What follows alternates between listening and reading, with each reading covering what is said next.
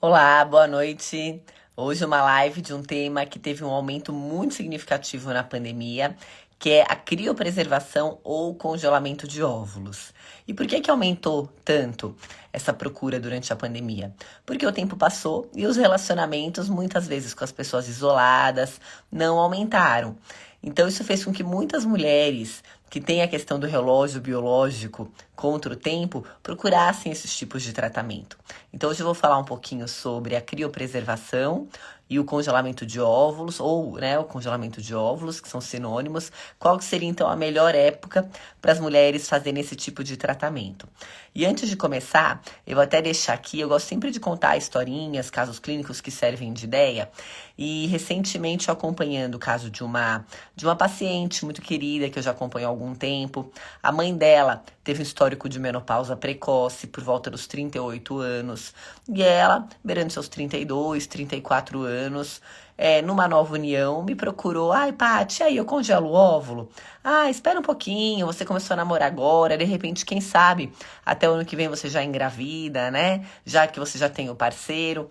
E nisso, o tempo foi passando e ela acabou não se sentindo segura para engravidar naquele momento, menstruava regularmente. Todos os hormônios hormonais estavam dentro da normalidade, só então esse histórico familiar. E aí, quando ela veio para 1 ano e meio, 2 anos depois, definitivamente congelar os óvulos, através de um exame mais apurado, que se chama antimileriano, nós detectamos uma alteração e, infelizmente, ela não está tendo uma boa resposta na indução para um procedimento de congelamento de óvulos. Então, por que eu quero chamar a atenção sobre isso? O estilo de vida que a gente leva, essa vida muito estressante, hábitos como tabagismo, álcool, cirurgias ginecológicas que têm intervenção do ovário, podem fazer com que a nossa função ovariana, que é a nossa reserva ovariana, diminua. E aí, muitas das vezes, quando as mulheres nos procuram para engravidar, já não é mais possível porque elas não têm mais aquele pool de óvulos. Então, a ideia é apresentar alguns conceitos e falar realmente a melhor idade que tem para engravidar, ou para fazer o congelamento do óvulo. E uma coisa que eu sempre brinco com as pacientes, né? O tempo passa. E parece que agora ele não tá mais passando em horas, né? Quando você for ver, já passou a semana, já passou o ano. E a idade da mulher dos 35 aos 40 anos, a função reprodutiva ela cai exponencialmente. E a gente não se dá conta disso, né? Prioriza a carreira, prioriza um bom salário, viajar, projetos pessoais. Eu queria muito fazer o meu doutorado. E aí optei por engravidei durante o doutorado, não consegui concluir porque já trabalhava muito, mas eu acho que se eu não tivesse dado um stop nos projetos pessoais para engravidar e esperar concluir tudo que eu queria, eu não sei se seria possível, tá? Então, uma breve introdução aí sobre o tema. É um bate-papo. Quem quiser mandar a pergunta, entrar aí, só me dá um feedback se vocês estão ouvindo direitinho. E eu já vou colocando aqui, então, alguns conceitos, que nem eu falei para vocês, olha, cresce, deixa eu ver só se eu consigo mudar aqui, acho que não vai dar. O número de mulheres que buscam, então, o congelamento, ele aumentou em quase 40% agora, durante a pandemia. E uma outra coisa que a gente também não se dá conta muitas vezes é que as mulheres têm uma reserva ovariana. Então, a nossa vida intrauterina é onde eu tenho maior reserva dos folículos ovarianos, que são os futuros óvulos da mulher. Então, o ovário ele é cheio de bolinha preta quando a gente faz no ultrassom, que são os futuros óvulos, que eles são recrutados e amadurecem a cada mês, eles crescem até romper da onde sai o óvulo, que é aspirado pela trompa, fecundado lá na parte distal da trompa, até ele chegar no útero na forma de um embriãozinho. Então aqui, olha, por mês nós perdemos em média 1.000 óvulos. Eu preciso recrutar 1.000 óvulos, como se fosse aí um exército, para que um amadureça e eu consiga ovular. Então, por ano, eu perco em média 12.000 óvulos dos 400.000 que eu cheguei no meu período fértil. E lembrando que na vida intrauterina é onde eu tenho o maior pico dos óvulos, que eu tenho mais de 2 milhões de óvulos imaturos e que vão amadurecer quando eu entro, então, na puberdade. E se você for avaliar, A taxa de infertilidade em mulheres abaixo dos 30 anos é menos do que 10%, ao passo que mulheres entre 40 a 44 anos é quase 30%. Então, olha a diferença. E esse fator é um dos fatores mais preponderantes que podem dificultar a gestação numa mulher, que é a idade da mãe. Tá? Então, esse é um ponto, assim, que eu falo que não dá para ter tudo, né, gente? A pessoa quer fazer livre docência, trabalhar, arrumar o melhor pretendente quando vê já tá beirando os seus 40 anos. E como que eu posso desconfiar de uma menopausa precoce? E não é incomum, viu, gente, eu pegar esses quadros. Principalmente mulheres que vêm usando anticoncepcional oral e que têm o seu ciclo mascarado por conta da pílula, ou por causa de uma Mirena, ou por causa de um Implanon. Então, esse parâmetro da menstruação, nós perdemos para as mulheres que estão no período fértil com uma falência ovariana. Sinais de queda de estrogênio, onda de calor, vagina seca, infecções ginecológicas de repetição, ciclos menstruais irregulares, alteração da densidade óssea, alteração de memória, tá? E o aumento dos hormônios cerebrais que estimulam o nosso ovário a produzir, que é o LH e o FSH. Então aqui, apesar do termo falência, o que a gente observa? Que existe uma gangorra hormonal e que em até 10% dessas mulheres que em teoria têm uma falência ovariana prematura, eu posso ter uma gestação. Mas você vê que a taxa é muito baixa. Então fica aí um alerta bem interessante para vocês sobre a possibilidade de uma falência ovariana prematura. Ela ocorre uma para cada 10 mil mulheres na faixa etária dos 20 anos, uma para cada 1.000 mulheres com 30 anos tem falência ovariana prematura e uma a cada 100 mulheres com 40 anos. E lembrando que para fazer o diagnóstico, eu tenho que ter esse início da menopausa com menos de 40 anos, ciclos menstruais irregulares e alteração dos hormônios. E lembrando, o caso inicial que eu contei para vocês, ela não tinha nenhum desses critérios, só tinha um histórico familiar de menopausa precoce. E quando foi ver, realmente já estava ali com indícios de uma menopausa precoce e uma má respondedora. Gente, esse tema, ele é muito importante. Essa live vai ficar salva. Eu sei que tem muita live, mas se vocês puderem compartilhar para aquela amiga que às vezes está tentando engravidar e não consegue, ou para aquela amiga que é doida para ser mãe, mas fica esperando, procrastinando a gestação. Então aqui, olha, a maioria das vezes de falência ovariana prematura, eu não consigo identificar a causa, tá? Pode ter relação com doença autoimune, às vezes um lúpus, outra doença reumatológica, síndromes genéticas, a própria síndrome de Turner, cirurgias ovarianas. Então, um outro alerta para vocês, que mulheres que têm endometriose, quanto mais eu mexo no ovário, mais aumenta o risco de diminuir a reserva ovariana dessa mulher. Tem casos que realmente a gente precisa operar, que tentou tratamento clínico, a paciente tem muita dor, mas sempre que possível, evitar manipulações cirúrgicas no ovário, para que você não diminua a reserva ovariana da mulher. Até porque, lembrando que a cirurgia não é um procedimento curativo para a endometriose. Opera, passa um tempo, a mulher volta a ficar ruim. Tá? Então, geralmente uns 2 anos depois ela volta a ficar ruim. E o que a gente deve investigar, então, nessas mulheres que têm suspeita de menopausa precoce? A avaliação hormonal, às vezes ela tem um problema na tireoide, ela tem um problema na suprarrenal, tá? A parte genética dela com estudo do cariótipo, avaliar a parte óssea que eu falei para vocês, que muitas dessas pacientes já podem ter osteoporose, osteopenia, e isso, então, levar a alguma situação mais grave. E como que eu avalio a reserva ovariana de uma mulher? Então, como eu comentei com vocês, nesse caso que eu comecei a live comentando, a gente fez análise do hormônio antimileriano, que é um hormônio que é produzido exclusivamente no ovário, e quando ele está abaixo de 1, fala a favor de uma baixa reserva ovariana. Normalmente, esse hormônio, ele não é dosado de rotina, alguns planos nem cobrem a coleta, não é uma dosagem tão barata, mas se você tem suspeita de uma falência ovariana prematura, vale a pena fazer a dosagem. Aqui, olha, o uso de anticoncepcional tem relação com a falência ovariana? Não, ele não tem relação. Às vezes a gente até pensa, porque eu não ovulo, porque tomo pílula, eu vou entrar numa menopausa mais tardia? Também não, porque existe o recrutamento dos folículos, mas não existe o amadurecimento. Aonde pode dar problema em usuárias de tanto pílula, quanto Mirena, quanto Implanon, é que ele mascara os fluxo menstrual. Então você perde o parâmetro, né? Que um dos primeiros parâmetros que tem para eu saber a parte hormonal da minha paciente é a simples pergunta: você menstrua direitinho?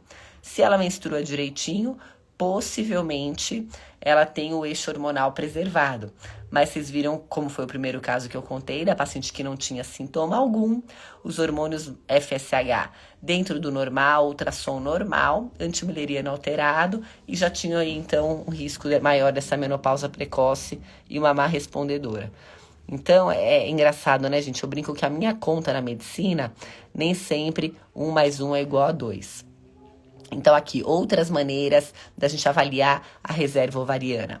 É a dosagem de um hormônio que a gente faz pelo sangue, chamado FSH, a dosagem da inibina B, e quando alterados, podem falar a favor também de uma falência ovariana prematura.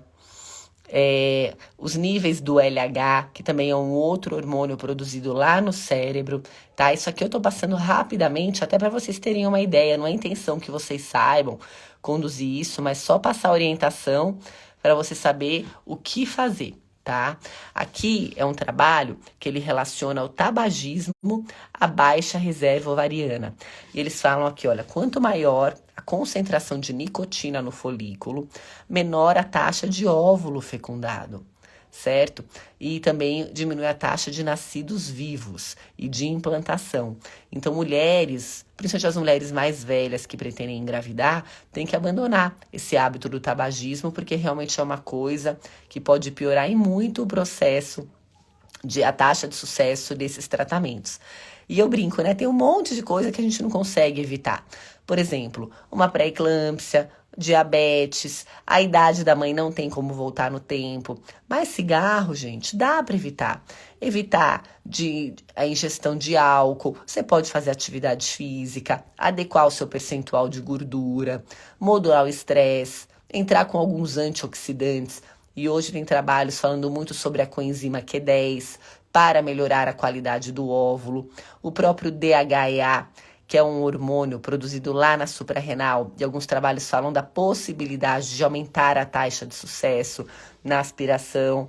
Então, assim, não é que não existe nada, mas se vocês querem um conselho, não demorem para engravidar, que essa seria a melhor, então, estratégia. Outro hormônio que a gente pode avaliar também é a dosagem do estradiol, tá? E a gente colhe, então, logo depois que a paciente menstrua, do 3º ao 5º dia do ciclo, e também, então, seria um outro marcador. Na prática, a gente usa muito o FSH, o ultrassom, para contar quantas bolinhas pretas lá, que são os folículos, tem, e o ideal é que tenha mais que 10, e o antimileriano, certo? Mas eu tô passando tudo aqui para vocês. E outra, a gente tem que tomar cuidado com a dosagem hormonal, porque ela pode oscilar de acordo com a fase do mês. Então, ontem mesmo eu atendi uma paciente, eu ia até fazer uma chamadinha sobre isso. Ai, Patrícia, a minha progesterona tá baixa. Aí eu mostrei um gráfico, que eu vou colocar aqui depois para vocês verem, sobre o ciclo menstrual. Então, às vezes, o mesmo hormônio no começo é bem baixinho, aí depois que a mulher ovula, ele tem um pico, na segunda fase do ciclo menstrual ele é mais alto. Então, o hormônio aleatório, muitas vezes, não quer dizer nada. Então, tem um período certo para a gente colher. Às vezes você precisa repetir, porque uma análise só pode não ser fidedigna, porque ele claudica, né? Se chama gangorra hormonal. Então, um outro hormônio que a gente pode avaliar é a inibina B, que também é um marcador de baixa reserva ovariana, certo? Gente, não sei se vocês estão acompanhando, aí está indo muito rápido, mas acho que é um tema bem atual. Live boa é live curta, que também não adianta ficar passando muitos conceitos em uma live mais longa. Aqui. Então, a avaliação da reserva ovariana, a gente faz algumas vezes uma coisa que chama teste de ovulação. Você dá o remédio para ver se a paciente vai ovular e ver como ela responde. Então, um remédio que não é um remédio caro, que você pode usar para fazer esse teste, é dar o citrato de clomifeno, como um exemplo, por exemplo, e fazer o acompanhamento da ovulação. Então, a mulher toma esse medicamento numa fase inicial do ciclo, na fase coincidente do período ovulatório, ela vai para fazer ultrassom para ver se está ovulando e acompanhar se teve, então, uma taxa de sucesso, tá? Então, quais são as mulheres que têm uma indicação para congelamento de óvulo? Mulher que fez tratamento oncológico, para você dar alguma possibilidade dela engravidar. Mulher que está beirando os 35 anos e não está achando boy.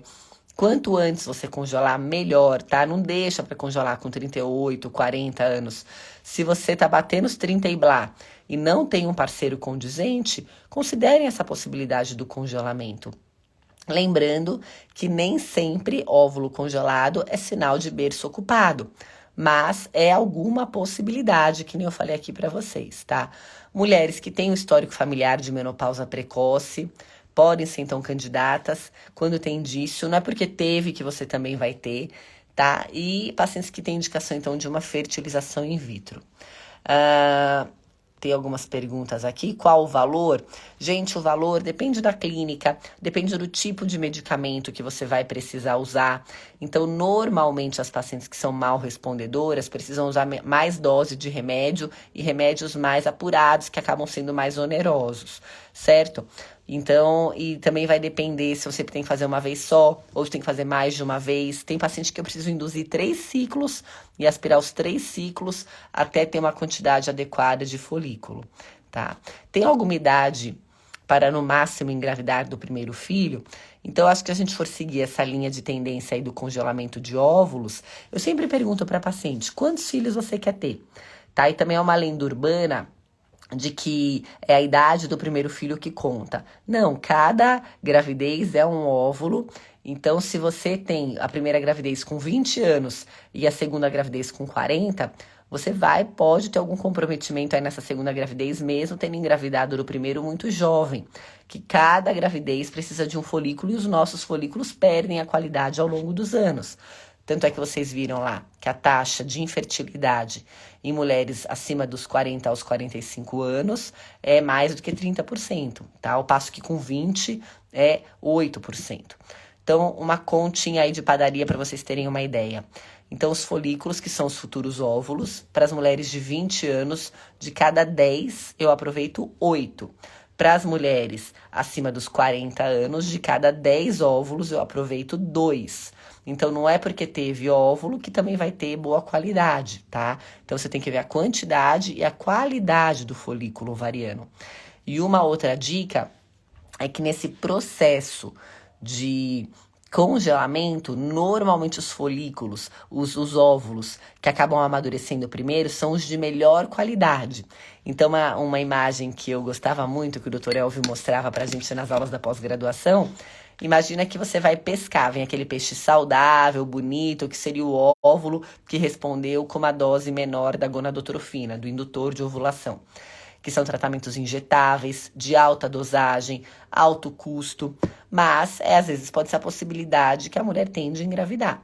E quando você aumenta a dose, é como se você passasse a peneira no fundo do rio.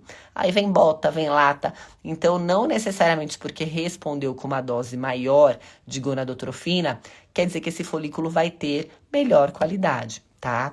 Então, uma outra pergunta que fazem: o que é melhor, congelar o óvulo ou congelar o embrião?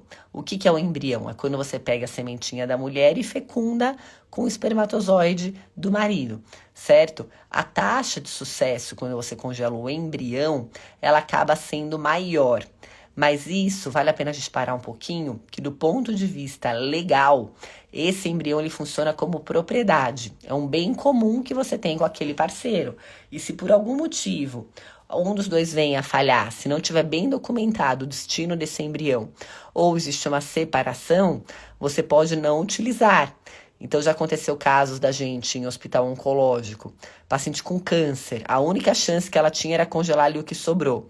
Congelar embrião, no meio do caminho existe uma separação e ela não poder usar esse embrião porque o parceiro dela foi embora e ela não congelou óvulo. Então é um outro apontamento aí que o embrião te deixa amarrada com o parceiro.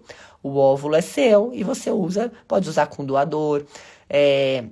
Você pode comprar o sêmen, tem lugares que tem sêmen até, que você pode importar, escolher olho, cabelo. E aí é uma questão individual de cada um, né? Mas, de repente, às vezes é essa possibilidade que essa mulher tem de engravidar, tá?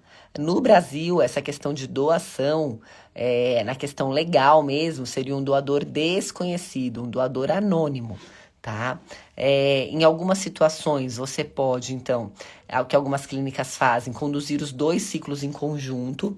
Então, a outra mulher que tem muito folículo, que é uma mulher jovem, que está fazendo o processo ou por altruísmo, ou porque ela está precisando fazer um tratamento como esse, ela vai doar e ela tem algum benefício de ônus no tratamento. Então, eu ajudo a custear o remédio da doadora, é parte do tratamento, e isso é o que a gente faz aqui no Brasil, tá? A gente não pode vender os óvulos, mas você consegue importar os óvulos da Espanha.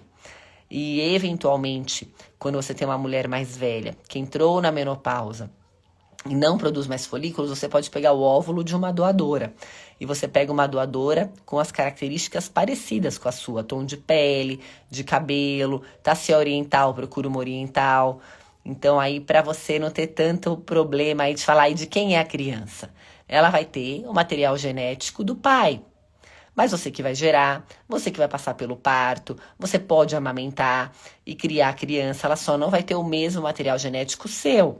E aí entra uma discussão que vai live afora se a gente for entrar nisso, mas às vezes, como eu disse, a possibilidade que essa mulher tem, tá? Então, aqui, a taxa, outra coisa que pode acontecer. Fecundou o óvulo, formou o embriãozinho, você pode congelar esse embrião para transferir no segundo momento ou transferir a fresco.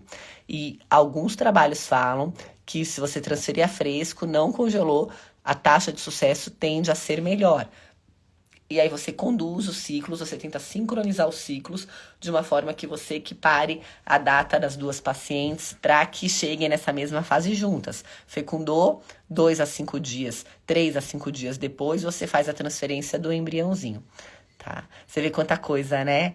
E tem um livro, gente, que eles falam que no futuro todas as gravidezes seriam então por técnicas de fertilização in vitro, mas a gente tem observado que cada vez mais as mulheres têm postergado isso.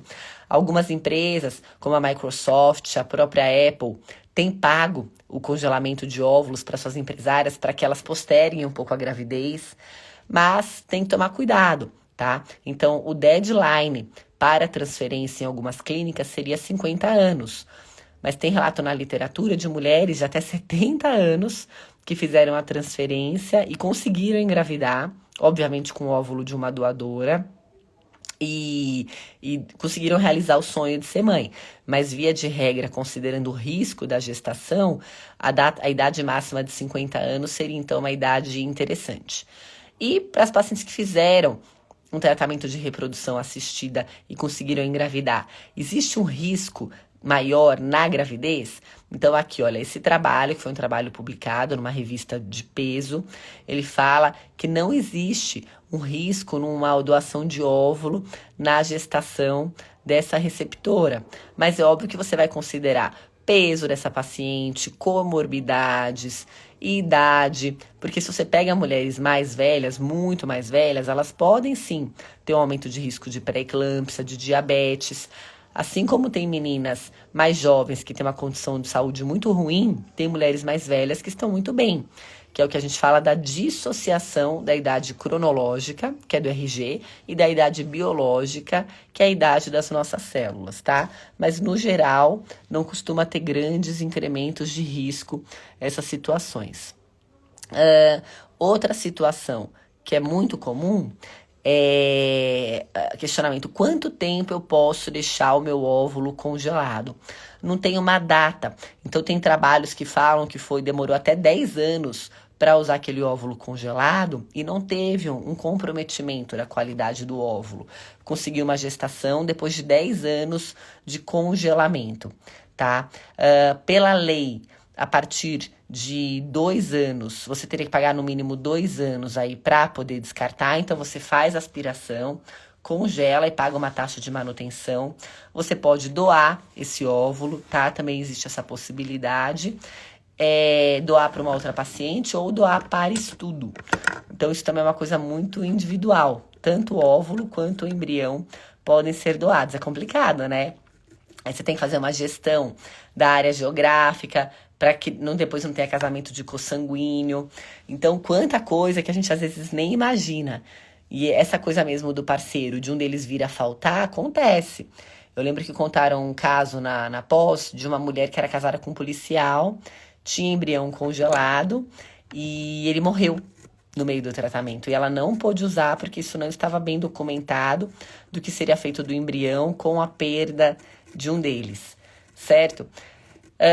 Eu acho que são novos moldes da sociedade. A maioria das mulheres não casa porque não acha um parceiro compatível. Tanto é que fizeram um livro em Harvard sobre como arrumar um marido depois dos 35 anos e foi um best-seller. De fato, as mulheres priorizam muito a carreira. E eu não tô aqui de forma alguma encorajando a não tentar engravidar em casa. É claro que a melhor maneira que tem é de engravidar em casa. Mas se tá batendo os 30, 33 e você não acha um parceiro condizente, considerem a possibilidade de congelar os seus óvulos antes deles envelhecerem. Porque se você esperar chegar nos 40 para congelar, eu tenho amigas que foram fazer o congelamento e teve 2, 3 folículos, precisou fazer 3 séries das injeções, altas dosagens hormonais, alto custo, para conseguir um número razoável de folículo. E como eu falei, de uma qualidade que nem sempre é uma qualidade ideal. Eu vou abrir para perguntas, acho que é um tema bastante específico, né? Vão ter dúvidas mesmo, a live vai ficar aqui salva. E eu só queria apresentar esses conceitos para vocês. Então, a melhor idade para o congelamento de óvulos é até os 35 anos. Considere o seu histórico familiar, de idade da menopausa das mulheres da sua família, que isso pode ser um sinal de alerta para você. Evitem o uso de métodos que possam mascarar o seu parâmetro hormonal, tá? Ou, de tempos em tempos, façam dosagens hormonais mais detalhadas. E aqui um alerta em relação ao antimileriano, que eu aprendi com essa paciente, de repente considerar fazer a coleta de rotina. Que às vezes a gente fica, ai, coitada, vou colocar ela num procedimento que muitas vezes é desnecessário. E nisso o tempo passa, gente. Aí quando vai ver, nem sempre é possível. E é uma coisa que não dá para voltar atrás, muitas vezes, certo? Então, acho que são aqui alguns questionamentos sobre os hábitos de vida e a qualidade do óvulo: cigarro, estresse, sedentarismo, cirurgias, tratamentos oncológicos, alcoolismo, obesidade. Tudo isso pode influenciar a qualidade do seu óvulo, mas não tenham preconceito. Então, é o que eu brinco com as pacientes, não é uma coisa extremamente acessível, é claro, mas eu brinco, seria a sua viagem da Europa o congelamento do óvulo. Tá? E a gente vê que ainda não existe muito essa cultura no nosso país.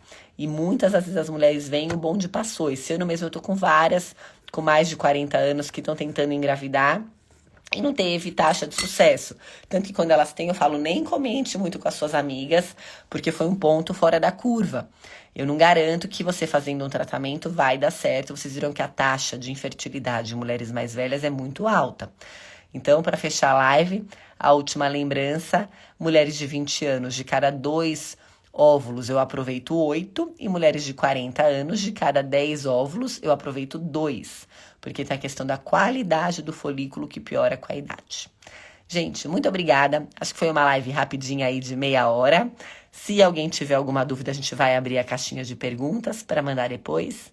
E é sempre um prazer estar aqui com vocês. Até a próxima live. No mês que vem, a gente tá programando fazer uma série aí sobre menopausa. Vai ter a Jubete com a gente. Vai ter o grupo aí Menopausa Feliz, agregando bastante conteúdo, trocando experiências. A Jubete, para quem não conhece, ela é um exemplo aí de uma paciente que tá na menopausa, é muito alegre. E a Adriana, que é a líder desse grupo Menopausa Feliz, é uma idealizadora, uma mulher que defende a causa de um cuidado de saúde específico para a mulher na menopausa. Espero ter trazido um pouquinho mais de conhecimento, desmistificar alguns temas, quebrar preconceitos e fazer a lembrança da possibilidade de óvulos para paciente que quer ser mãe, que está beirando os 30 e não tem um parceiro condizente, para tentar garantir aí de alguma maneira, não digo garantir, mas aumentar alguma possibilidade, né, de sucesso para a gravidez, que às vezes ela tá lá, não congela, não faz nada, não arruma o boy, e aí quando foi ver o bonde passou e perdeu a chance. Uma ótima noite a todos e até a próxima live.